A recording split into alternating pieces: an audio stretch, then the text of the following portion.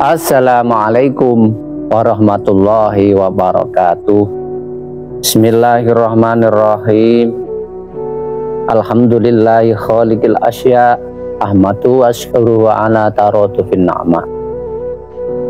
Allahumma salli wa sallim ala sayyidina Muhammadin salatan nakunu likulli da'in dawa wa likulli illatin syifa. Kepada semuanya makhluk jagat alam raya, semoga dirahmati Allah Subhanahu wa ta'ala.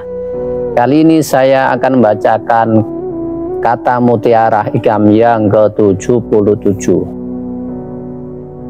Idza ra'aita abdan aqamahullahu ta'ala biwujudil aurati wa atimhu alaiha ma'atul imsadi fala tastahkironna ma'manahu maulahu. Jika engkau melihat seorang hamba yang Allah telah menganugerahi dia bisa istiqomah wirid dalam waktu yang lama,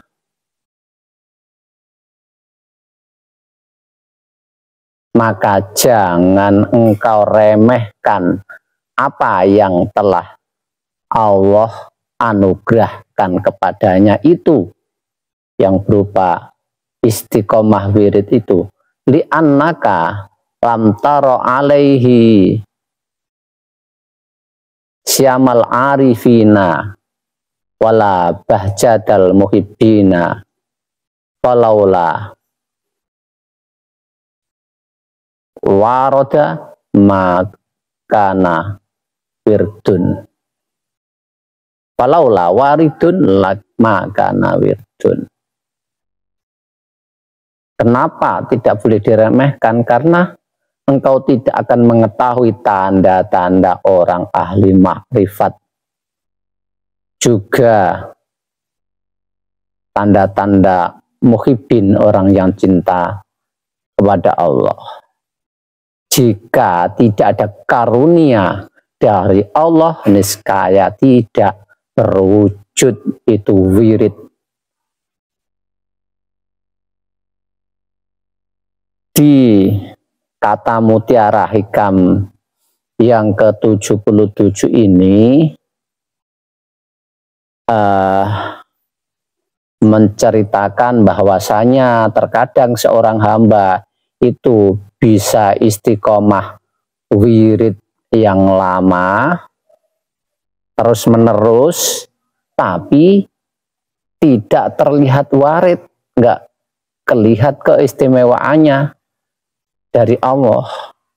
Lah, wirid ini masuknya apa dan warid maksudnya apa? Wirid itu macam-macam ibadah yang dikerjakan seorang hamba. Ada seseorang yang amalnya itu ibadah pribadi seperti sholat, puasa, wirid, dan seterusnya, itu amalan secara pribadi dan manfaatnya bila ada ya secara pribadi juga. Ada yang meningkat lagi, amal jamaah, manfaat secara pribadi tapi dikerjakan dengan bersama-sama. Ada wirid jamaah, sholat jamaah, puasa Ramadan, ini kan bersama-sama.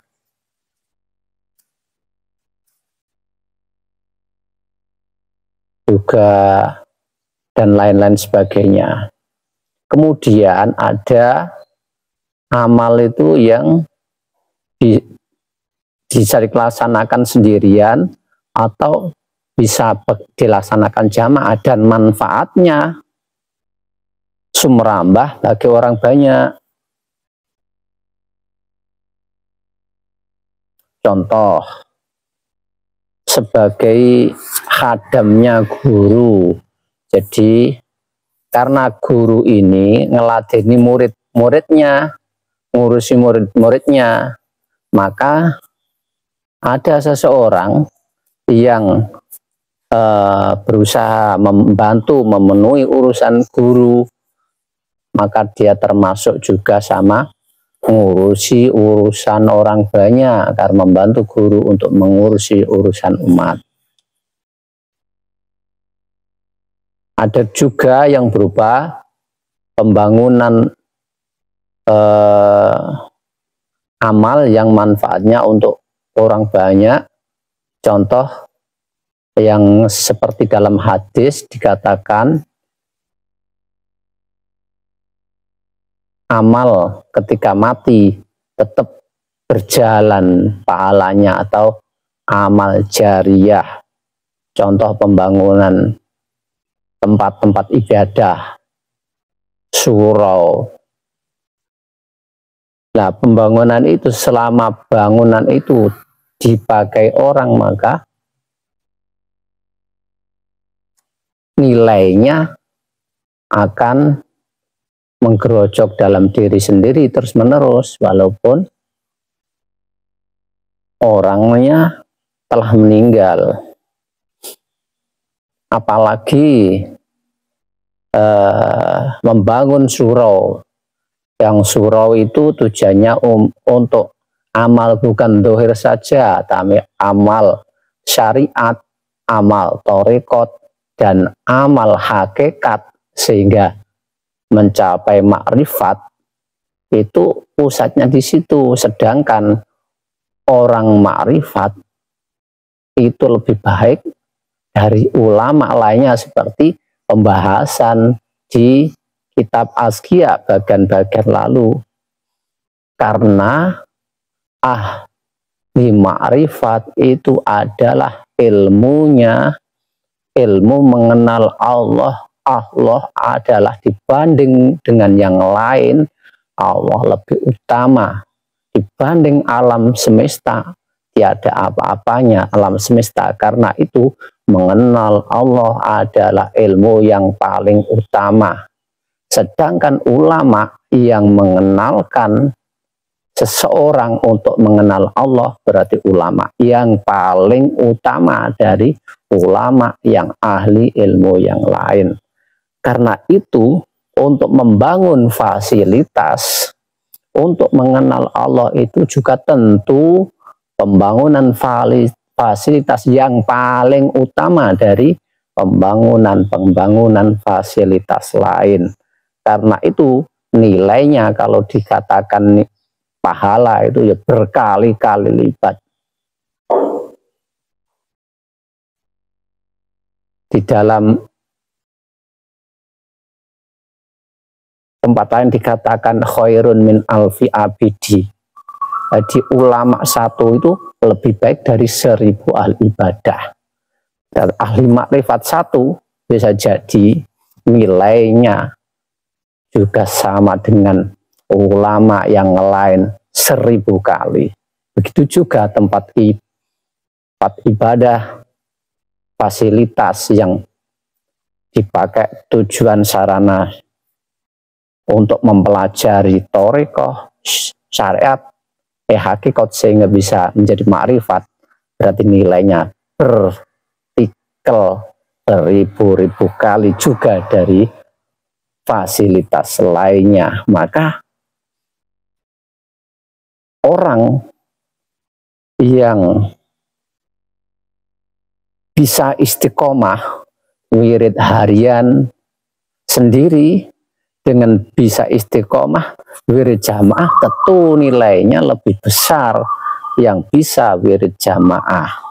Kemudian wirid jamaah yang manfaatnya untuk pribadi tapi digunakan dengan bersama-sama, dibandingkan dengan pembangunan suatu tempat yang untuk fasilitas umum bermanfaat orang baiknya, nilainya ditambah berkali-kali lipat daripada wirid jamaah. Apalagi pembangunan fasilitas untuk mengenal Allah, maka nilainya beribu-ribu kali lipat dari pembangunan fisik yang lain. Maka Karena itu jangan engkau rendahkan orang yang bisa istiqomah melakukan wirid tersebut di wirid harian, bisa istiqomah, bisa istiqomah wirid jamaah, apalagi orang bisa istiqomah membangun pembangunan untuk mengenal Allah, jangan kau remehkan. Walaupun dia biasa-biasa saja, tetapi itu sebetulnya kalau dia bisa istiqomah melakukan wirid ubudiyah pembangunan surau, itu berarti dia mendapatkan anugerah Allah Subhanahu wa taala. Karena itu dalam kata terakhir tadi, falaula waridun maka nawirdun. Jika tidak ada karunia dari Allah, tentu niscaya tidak ada wirid. Berarti orang yang bisa istiqomah melakukan wirid ubudiyah untuk pembangunan satu tempat dalam cara mengenal Allah, berarti itu bukan orang sembarangan, alias orang yang mendapat anugerah Allah. Bukan hanya menjadi abid zahid, tapi muhibbin minimal, atau bisa jadi arifin. Jadi jika merendahkan orang yang bisa wirid istiqomah tersebut, yang saya katakan wirid itu tadi bisa jadi amal harian, amal jamaah, dan amal yang bermanfaat bagi orang banyak. Jika seorang pejalan-kejalan Allah meremehkan orang tersebut, itu kurang tata krama terhadap Allah. Orang yang dianggap istimewa berarti ada dua hal. Yang pertama yang disebut muqarrabin, yang mana muqarrabin ini orang yang sudah dibebaskan dari kepentingan nafsunya. Dia sudah tidak ngurusi kepentingannya pribadi sendiri, tetapi fokus ibadah. Ibadah adalah perintah Allah. Ibadah sudah saya sebutkan tadi, ada yang bersifat pribadi, bersifat jamaah, dan bersifat untuk kebaikan orang banyak. Yang melakukan ibadah untuk kebaikan orang banyak berarti nilainya berkali-kali lipat dari yang pertama tadi. Dan di sini orang yang fokus ibadah bisa dibagi dua, muhibbin dan arifin. Muhibbin itu yang cinta Allah, dan arifin orang yang sudah makrifat, betul-betul kenal sama kepada Allah Subhanahu wa taala. Sedangkan yang kedua, orang yang dianggap istimewa disebut abror. Abror ini orang yang mau berjalan ke jalan Allah, tapi masih banyak kepentingan dunia, masih bekerja untuk dirinya sendiri, masih nuruti keinginannya, takut lepas dari dirinya sendiri. Dia beribadah masih berharap surga dan takut neraka. Dia beribadah masih berharap pahala. Dan ini dikelompokkan menjadi dua hal, yaitu abid dan zahid. Abid itu orang yang ahli ibadah mempeng, tapi ya masih banyak kepentingan terhadap dirinya sendiri atau dunia. Sedangkan zahid itu yang mempeng ibadah, tapi masih orientasinya, masih ada kepentingan dunia nafsunya, tapi lebih banyak meninggalkan kepentingan dunia. Masing-masing orang tersebut mendapat karunia sendiri-sendiri sesuai dengan kriteria yang tadi awal saya sebutkan tadi. Orang yang mendapat taufik dari Allah Subhanahu wa ta'ala, itulah orang yang bisa melaksanakan wirid.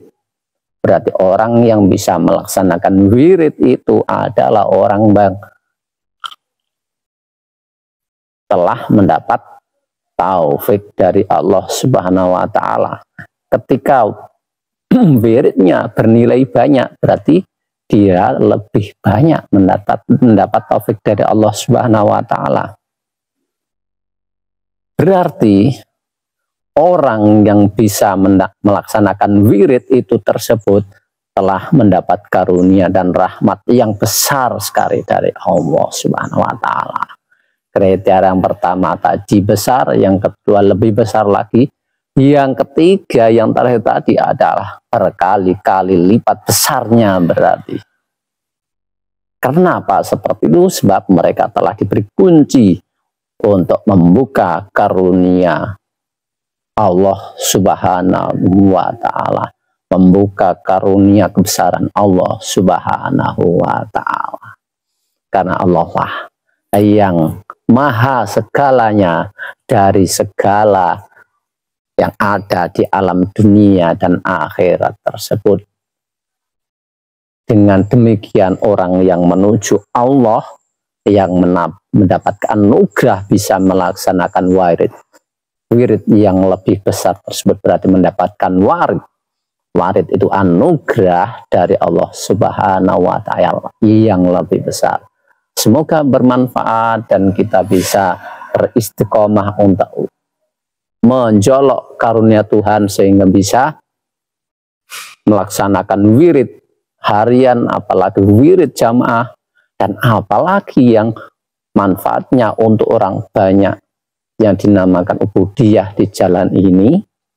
Semoga saja kita mendapat rahmatnya, bisa menjoloknya sehingga akan bisa selalu istiqomah sampai akhir hayat kita. Demikian, wallahul hadilah. Assalamualaikum warahmatullahi wabarakatuh.